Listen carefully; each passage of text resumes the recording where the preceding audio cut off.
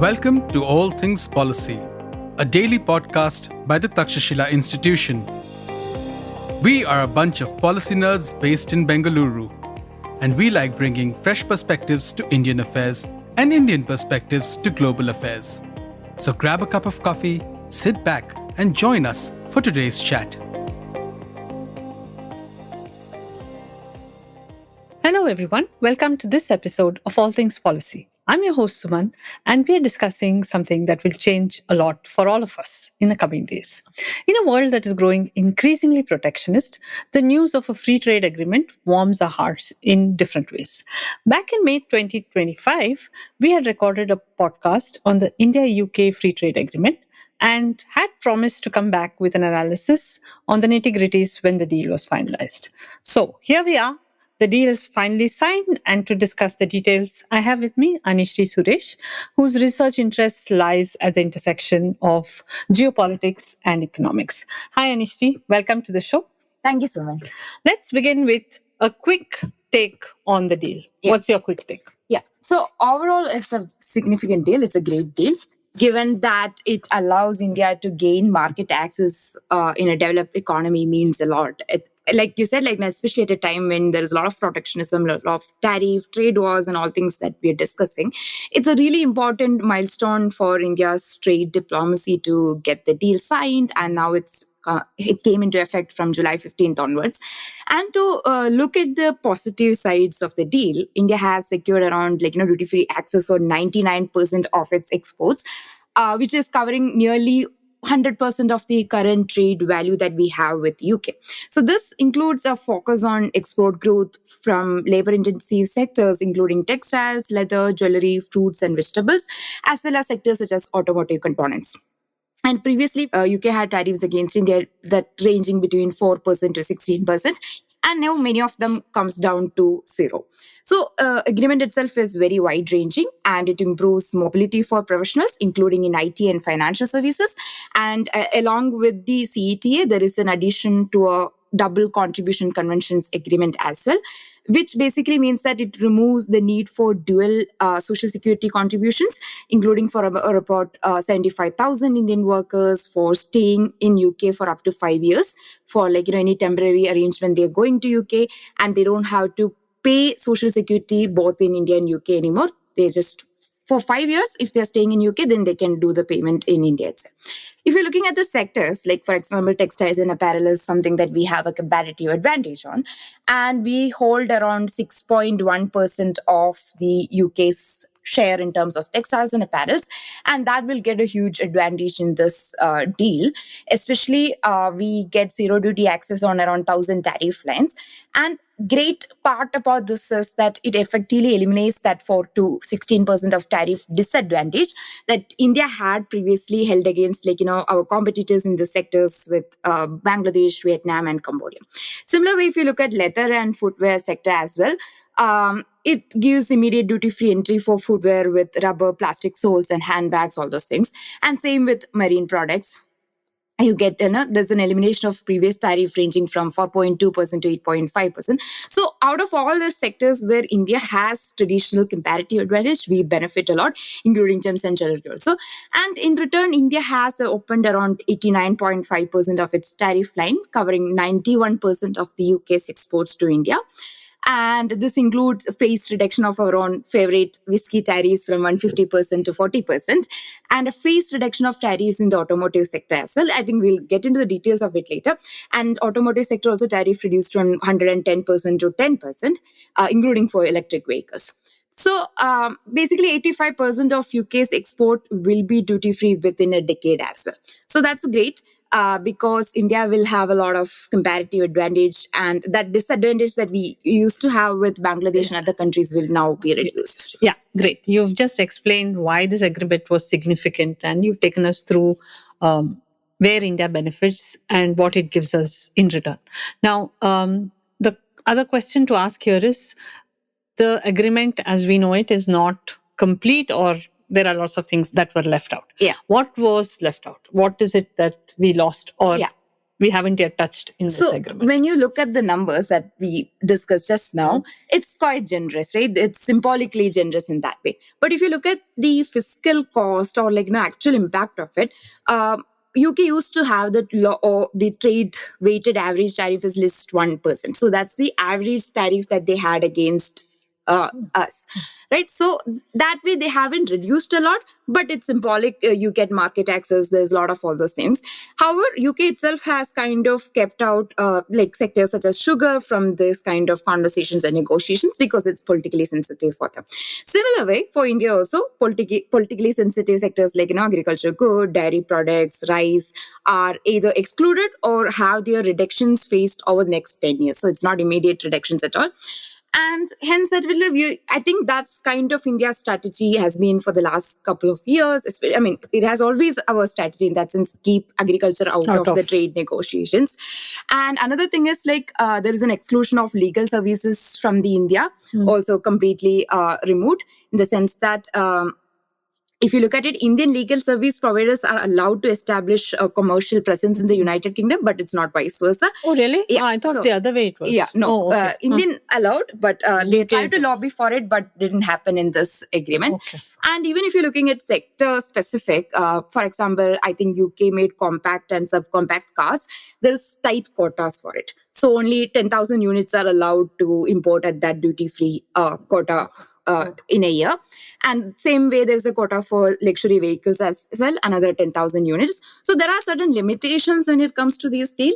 And one way to look at it is given that these negotiations that we were having in the last 2 years, even if you're looking at EU, even if it's say UK FTA, it's very fast paced. Given that the geoeconomic world order is changing rapidly, it's fast paced.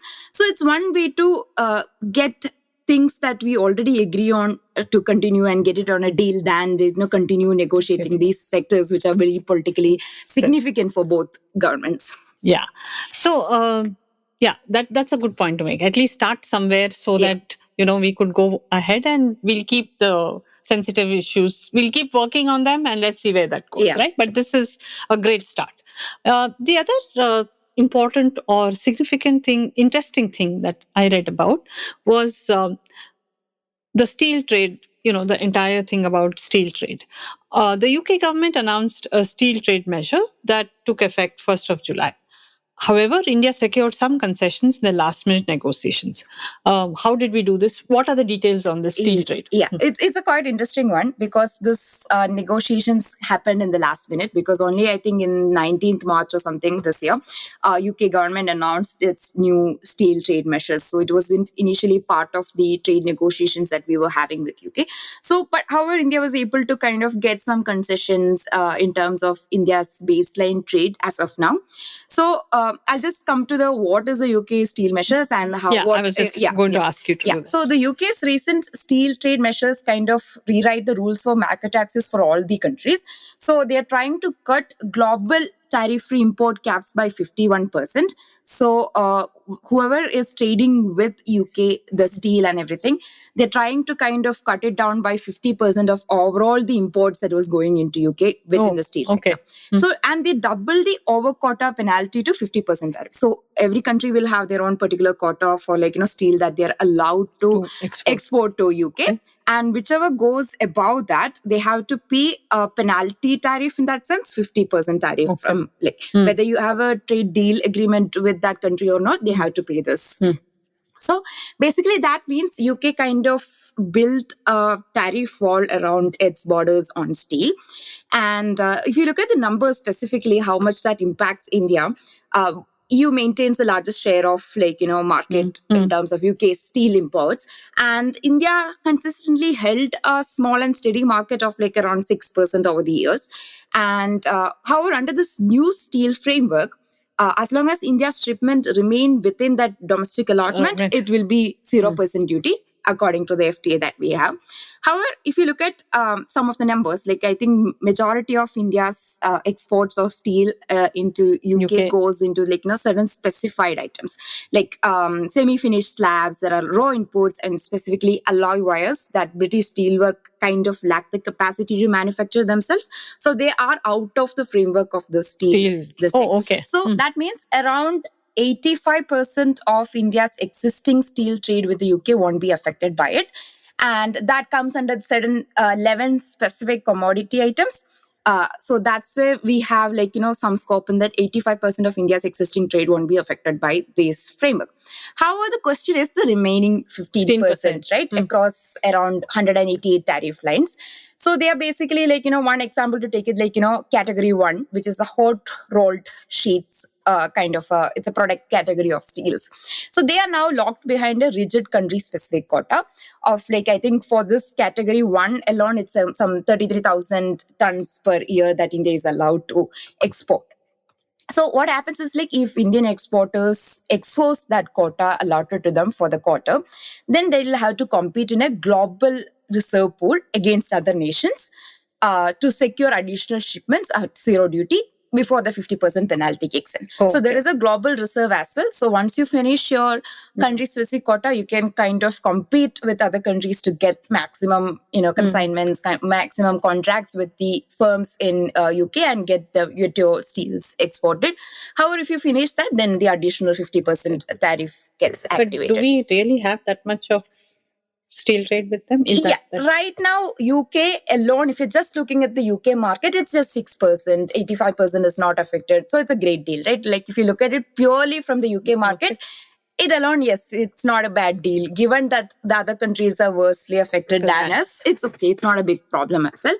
And however, if you look at it, FTA from a pure conventional sense, it's supposed to expand your trade volume, supposed to expand your opportunities. So in that way, it's not making sense. However, you're able to protect at least 85% of your trade and everything. Okay. Yeah. Okay. Lesser of the evil. Yeah. Got it. Yeah.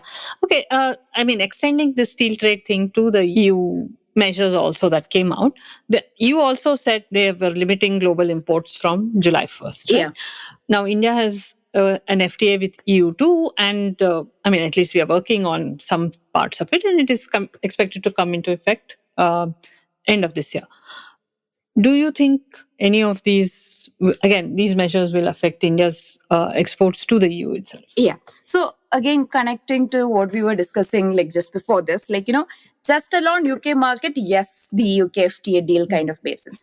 But when you read it along with now EU's also rollout of the steel trade measures, they are also basically putting a cap on how much countries can export to EU.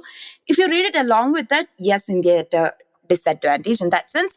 So it really becomes a challenge. EU again, their cap on from July 1st onwards kind of limit global imports to around 18.3 million tons. Again, 47% of reduction in the total global exports to EU in steel is reduced now. And India has a huge market share in EU. So India exports around 3.71 million tons of steel to the EU in 2024 alone. And around 40% of this trade will be affected by the EU rollout of steel measures, right? And again, they also have this quota allocation for each country, especially they give some kind of preference to the countries that they have a free trade agreement with. So that way, India has relative advantage compared to many of its competitors, but again, it will be affected by this. So under the new EU regulation, the out-of-quota customs duty, which currently stands at 25%, now increased to 50%. So any country that goes beyond the quota allocated to them have an additional penalty of 50% on the exports. And if you look at, again, the category 1 steel that we spoke for the EU one, there is a 33% reduction in quota for India's category 1 products. So that means around the total India's exports of 3.2 million tons. I think out of it, whichever category that we are exporting more to will be affected by it. I think this category 1 is something that we export a lot to EU. I don't have the exact numbers, but that will be heavily affected by this EU rollout. And you also see that the same category is also blocked in UK. So they're not able to find an alternative destination in terms of the export and everything, and they're quite limited in that. Right. And so India secured some exclusive quotas for 2 product categories in the EU steel trade measures. I think that is category 14, basically stainless bars and light sections, and category 22, which is seamless tubes. So India was able to kind of get some exclusive concession with EU as well. However, in other categories, for example, stainless wire rod, India does not have an exclusive country allocation. but is eligible to draw from quota reserved for the EU's free trade agreement partner. So there's a quota for that too. So India has some kind of relative advantage in many of these categories. But overall, if you look at it, there is a huge reduction in the total volume of steel that we used to export. So now if you compare both UK and EU market for India steel alone, even if US market was kind of getting squeezed out and India had to move to other destination, ideally a country where we have an FTA which should be able to kind of absorb a lot of this, right? But unfortunately, with UK is also rolling out its own steel measures. It's unable to provide a safe haven for the additional steel that might be forced to reroute from Europe. And if you look at it from the last 1 year itself, the developments in the global, exports, tariffs, and all those things, US has 50% tariff on steel under the Section 232 tariff wall. And I think some categories, India has only India only faces 18% tariff, given that we have a bilateral trade framework with the US, initial one. So if you look at it overall, there is a global squeeze in terms of market destination that's available for India. So US already, India was facing a lot of trouble with the 50% tariff and everything. And EU now we are forced to move out.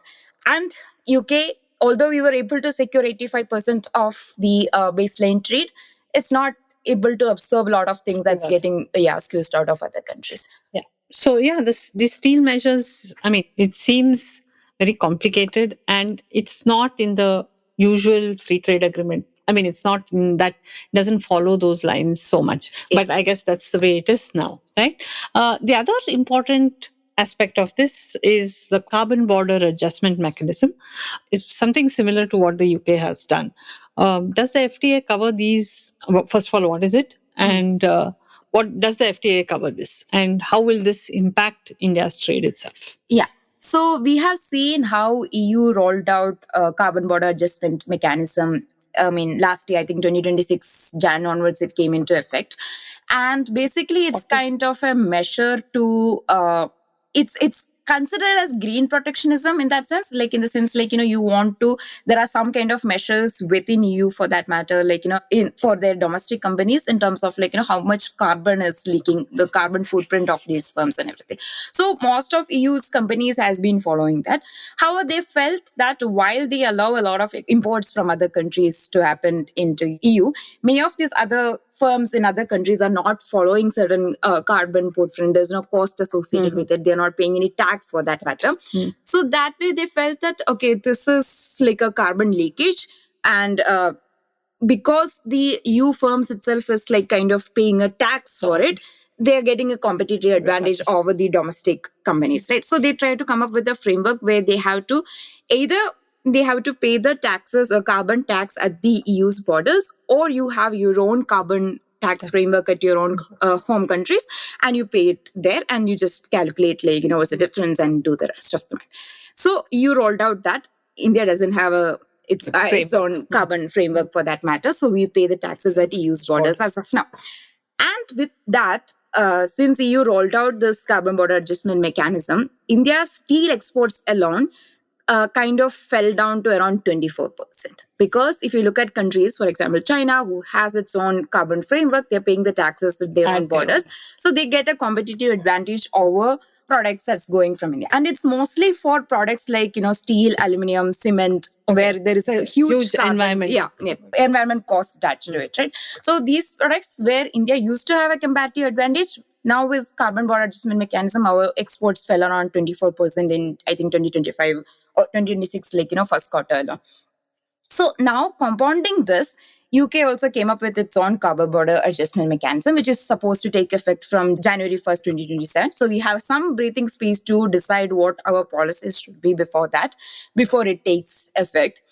However, one challenge that India's exporters will face if we don't come up with our own framework by then is you have a separate system for EU's carbon border adjustment mechanism, and it's quite different from what UK is planning to roll out now. So you have separate compliance that you have to do. It adds a lot of compliance cost, although it's similar market that you're kind of trying to reach out. So again, it adds to the compliance cost. It adds to a lot of issues. And India's exports, especially in the steel, aluminium, cement, these sectors will be heavily affected by this. In the FTA, we were able to kind of negotiate some parts with UK regarding this. So we said that, we got a legal guarantee that India can reciprocate tariffs if the UK introduce the carbon tariffs, which could affect India. So we will be able to come up with we will reduce maybe whatever the tariff concession that we were giving in whiskey for that matter, we'll reduce that, whichever that hurts them more as a reciprocal tariff. So that's part of the negotiation. That's part of the agreement that we have with UK. However, I think the reality, what it shows is whether it's carbon border adjustment mechanism or these steel measures, I think in this new geoeconomic era, there would be a lot of these kind of policies to support its domestic manufacturing, domestic firms and all those kind of things. And the idea of what a free trade agreement would look like kind of completely changes. Yeah. It's very transactional. You negotiate on things that as fast as you can on things that you already agree and leave the rest for the future negotiations. And you might have to go back again and negotiate in another year and see whether we agree on these things. I think that's the nature of the free trade agreements now. And I think India has to build some kind of leverage as well, what we can offer in return if they give us some concession, build that leverage in terms of for manufacturing competitiveness so that we were able to address many of these issues. Yeah. Thanks, Anisree. I think of course, the numbers, all of that are important, but the biggest takeaway remains that free trade agreements, the nature of free trade agreements have changed. Yes. They are not just about access to markets or removing tariffs, all of that. They come with a lot of other things that we need to take care of, right? So I think given that is what it is, the ability to negotiate, the ability to build relationships matter a lot in this kind of scenario. Yes. So let's see where this goes and what becomes cheaper, what becomes more expensive for us. I just want to give it again, this deal is really significant for India's economy. We're going to benefit a lot, but it comes with these challenges as well. Yeah. Sure. I'm sure we'll find a way to get over these challenges. Yeah. Thank you so much for being on this show and taking us through these important aspects of this free trade deal. I hope our listeners got some idea of what's coming for us, etc. So if you have something to say, if you have an opinion, point of view on anything that was discussed today, please write to us. We'll be happy to respond and engage with you. And we'll see you again for another episode of All Things Policy. Thank you for joining us today. Thanks, Anisree. Thank you. If you liked our show, dive into Takshashila's research on technology, strategy, and economic affairs. Check us out at our Twitter handle @TakshashilaINST or our website takshashila.org.in.